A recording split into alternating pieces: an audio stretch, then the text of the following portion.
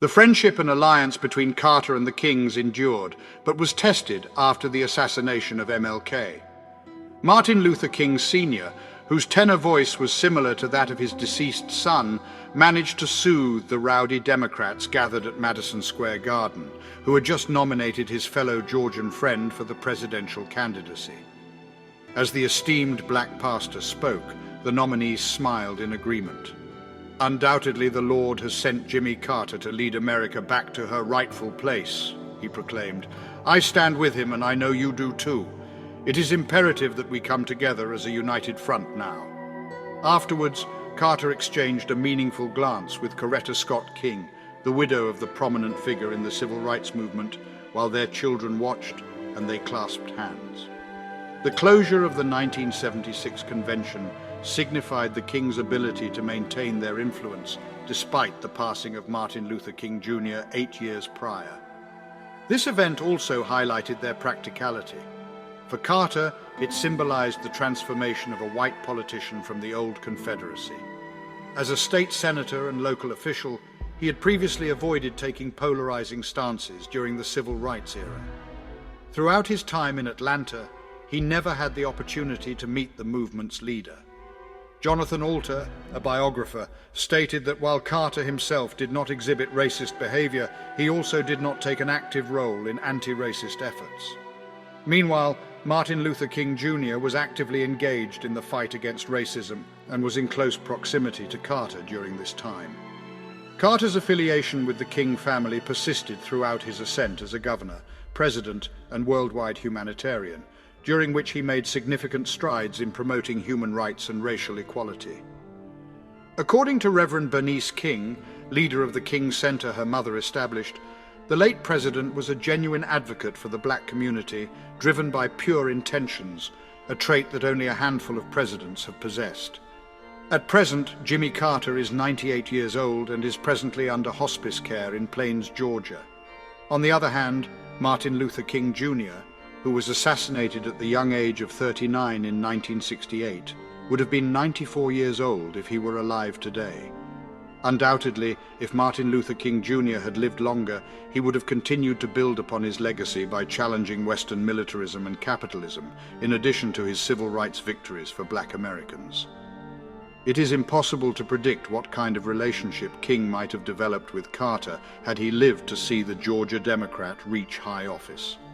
Throughout his public career, Carter effectively reflected the values and rhetoric of King, while also playing a significant role in commemorating King as a symbol of American excellence. Carter made significant strides towards promoting equality by awarding government contracts to black-owned businesses and appointing a higher number of black individuals to executive and judicial positions than ever before. Additionally, he actively worked to increase funding for historically black colleges and spoke out against tax incentives for private schools that practiced discrimination. Carter also championed the importance of peace, proudly stating even after leaving office that he successfully avoided initiating any violent conflicts, following in the footsteps of Martin Luther King Jr.'s message. In his practice of non-violent resistance, King frequently referenced various theologians, many of whom were also quoted by Carter. This shared intellectual influence led to Carter being awarded the Nobel Peace Prize in 2002, alongside King. As a former president, Carter continued to study King's later economic observations. He declared that the United States can no longer be considered a fully functioning democracy due to wealth inequality and the pervasive influence of money in politics, instead characterizing it as an oligarchy. According to Bernice King in a statement to the Associated Press, Carter's record solidifies her status as a principled and courageous leader who carried the legacy of her father forward, all while maintaining authentic relationships with her mother and grandfather. The Kings were welcomed to the White House by Jimmy and Rosalind Carter to commemorate Coretta Scott King's late husband. Martin Luther King Jr. was posthumously presented with the Medal of Freedom, which was a significant achievement for an African American at the time. Carter played a key role in the establishment of government celebrations in honor of King's birthday, and he also facilitated the creation of a federal historic area that includes King's birthplace, burial site, and the Ebenezer Baptist Church where his family worshipped. The ex-president had even acted as a personal mediator for the offspring of King, assisting in the resolution of a prolonged conflict regarding their parents' estate. Bernice King, concluding the widely reported battle, expressed gratitude for his contributions. When her father was killed, the younger King was only 5 years of age. Although she cannot say with absolute certainty when their families became close, she recalls that her mother was likely the one to reach out first. This occurred after Carter was elected as governor of Georgia in the year 1971. According to King, her mother was a leader who prioritized connecting with individuals who could help her carry on her father's legacy and the work that she was doing. Before Carter attained a statewide office, it was not apparent that he possessed the ability to be such an effective collaborator.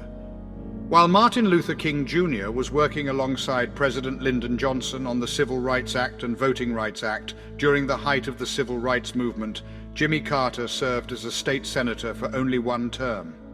Although he endorsed Johnson's presidential campaign in 1964 and did not align himself with segregationist colleagues in Atlanta, Carter did not publicly advocate for the federal laws during his 2 gubernatorial campaigns, nor did he attend events at Ebenezer, which was located just a few blocks away from the Georgia Capitol. Following the assassination of King, Carter chose not to attend the funeral. In 1970, he emerged victorious in the governor's race as a Democratic candidate with conservative leanings. Throughout his campaign, he refrained from mentioning race explicitly. Instead, he focused on advocating for local control over federal intervention, which he believed was the best approach for his constituents. Alter referred to it as a campaign that used code words. During his inauguration, Jimmy Carter, who was 46 at the time, made a surprising declaration, stating that discrimination based on race was no longer acceptable. According to Bernice King, the declaration was considered to be incredibly profound during that particular time.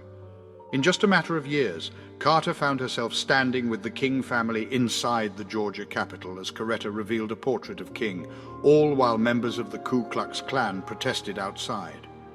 Reaching the governor's seat, King Sr. did not find it difficult to reconcile with Carter's prior maneuverings. In his autobiography, the elder King noted that unlike many politicians from rural areas who were called cracker lawmakers, he was never labeled as such. According to him, Carter had gained a unique reputation among black constituents due to his eagerness to meet people and work tirelessly on resolving issues and addressing their needs. The focus on expanding voting rights during the civil rights era paved the way for black voters to finally exert their political influence. Since then, every Democratic president has relied on the support of black voters to secure their nomination and win the general election. Acknowledging this reality, President Joe Biden has advocated for the National Party to prioritize more diverse states, such as Georgia, earlier in the nominating process. Putting aside any political considerations, Bernice King observed that her grandfather and Carter shared a genuine connection as 2 Baptists who grew up in rural Georgia. Her grandfather even described their conversations as being akin to country boy talk between 2 individuals who share similar backgrounds and experiences. During the early stages of his presidential campaign, Carter made a personal visit to the senior King to seek his endorsement. Historically, the elder King was not known to align with any particular political party and informed Carter that his support for his White House bid was contingent on a condition. He stated that he would only back Carter if Republican Vice President Nelson Rockefeller decided not to run for office again. This condition was because the elder King believed that Carter had a slim chance of winning, while Rockefeller, who was a liberal advocate for civil rights, was already considered a significant contender. In 1976, it was evident that Rockefeller would not be joining President Gerald Ford as his running mate. This led King to endorse Carter, which proved to be a significant endorsement. This was especially true for a white Southern governor who was part of the same generation as segregationists such as Alabama's George Wallace and Georgia's Lester Maddox. The endorsement was an invaluable imprimatur for Carter's campaign. King publicly supported Carter in African American churches throughout the United States and to the predominantly white national press, especially following Carter's controversial comments in defense of ethnic purity in American neighborhoods, which had resulted in misunderstandings about federal housing policies. Carter attempted to clarify his comments by providing additional explanations, emphasizing that he would firmly and forcefully object to any discrimination against families based on their race or ethnicity. However, he also expressed the belief that it is beneficial to preserve the homogeneity of neighborhoods that have been established in such a manner. After some time, Carter issued an apology. According to Bernice King, her grandfather viewed Carter's word choices as an inadvertent error and encouraged both the media and voters to consider Carter's principles and complete track record.